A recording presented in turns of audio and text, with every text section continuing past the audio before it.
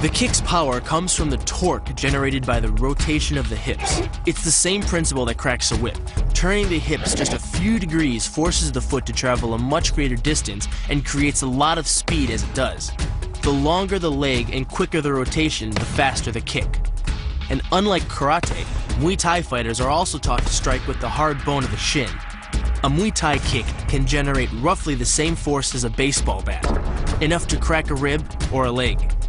Basically, it works like a point of a knife. All the force is magnified by being concentrated in a small, hard area. Even if the elbow doesn't deliver a knockout, it will almost always leave a nasty cut and often end a fight. It's not the arms, but the legs that drive our fists. Like a piston, the explosive power of the legs is capable of generating hundreds of pounds of force, all to a very vulnerable area, the soft underside of the opponent's jaw. Like the Hanuman move, the flying knee relies on the explosive power of the legs. But rather than spread the power of our blow over two fists, it concentrates it into the spear point of the knee and combines it with the force of gravity. It's the equivalent of hitting our opponent in the chest with a sledgehammer. The hyperextension of the elbow, created by pulling back on the locked arm, virtually ensures that he will be taken down. The knee strike to the wrist dislodges the knife and further loads the elbow and shoulder.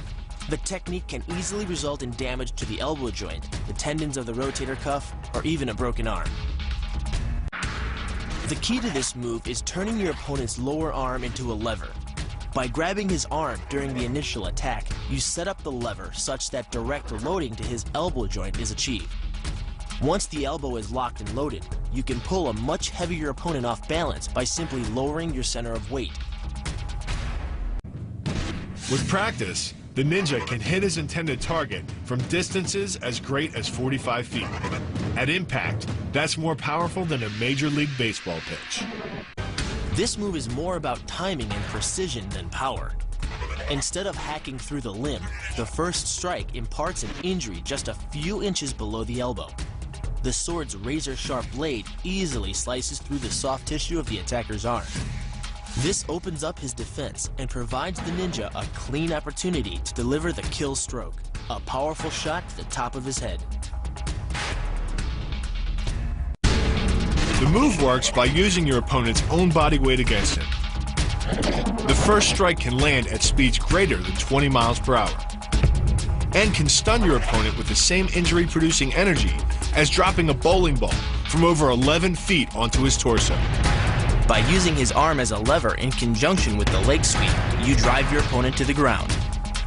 Once he is on the ground, you follow up with a devastating strike to his face. The secret to the move is wrist control. By rotating your opponent's wrist to the maximum extent of its range of motion, the bones of the wrist lock against the bones of the forearm and make it impossible to bring the strong muscles of the upper arm to bear. Then, you can pull your opponent off balance and into a potent knee strike. The combined force of the knee strike and your opponent's forward momentum can be as much as 2,000 pounds, enough to dent sheet metal. The effectiveness of the Pola Kaimao lies not in raw power, but in speed. By relying on your triceps to snap the strikes forward over the elbow, 3 blows can hit in 7/10 of a second. The final impact of the strike to your opponent's face can deliver as much as 175 watts of power, more than enough power to stun him or crush the cartilage of his nose. You then add insult to injury, firing one last shot into one of the most sensitive regions of the body, the groin. Pulling off the move relies on 2 factors.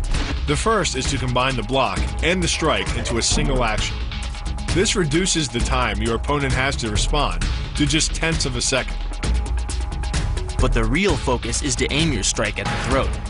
Because as little as 76 pounds of force can collapse the larynx, the strike doesn't need to deliver a lot of force to be deadly.